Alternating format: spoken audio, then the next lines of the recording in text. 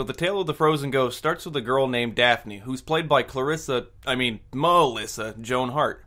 She's babysitting Charles, a kid with rich parents who are off on some honeymoon. I guess his parents put all their trust in a limo driver and a 16-year-old girl to help deliver their son to a couple of old aunts who live in the middle of nowhere. Aunts that none of them have ever even met.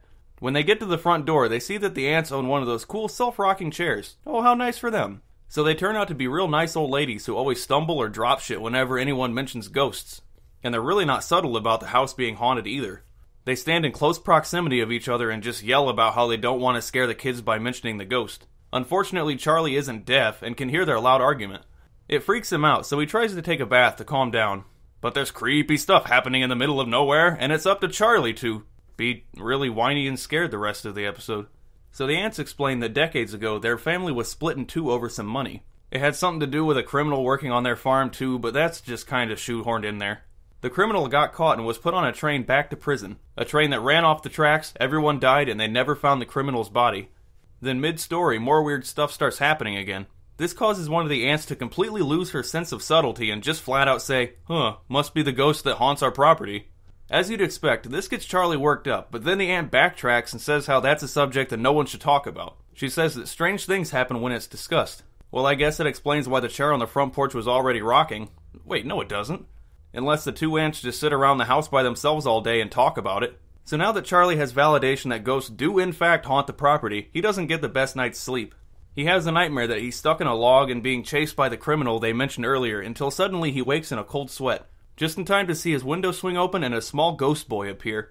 All the boy says is, that's not going to get your point across, and odds are it's just going to scare people. You should have said something like, hey kid, can you throw me a blanket and a thermos of hot chocolate or something? But no, he goes the creepy lack of information route. Now even though it's been established that there is a ghost, Daphne still doesn't believe it. That is until the next morning when the aunts continue to bluntly announce that the place is haunted. They're so obvious that they should have just put a sign on their lawn so even people driving by will know the great news. They say he was some neighbor kid that froze to death on their property, just like in Charlie's nightmare. So hearing about the untimely death of a young child puts them in a wood chopping mood. But Daphne finally gets fed up with Charlie's whininess and decides to dirty him up a bit. They hear some noise over yonder and see footprints appearing in the mud. It's a pretty good effect, too. I can imagine how hard it must have been to try and press footprints into the mud, in between cuts mind you, without screwing up anything around it. Turns out the footprints belong to the frozen ghost who then appears and leads them to the log from Charlie's nightmare. They find a jacket and a mysterious key falls out of the pocket. So the ghost puts on the jacket and disappears. I guess the afterlife has a real strict dress code. The two of them show the key to the aunts and they instantly realize that it goes to their clogged stovepipe.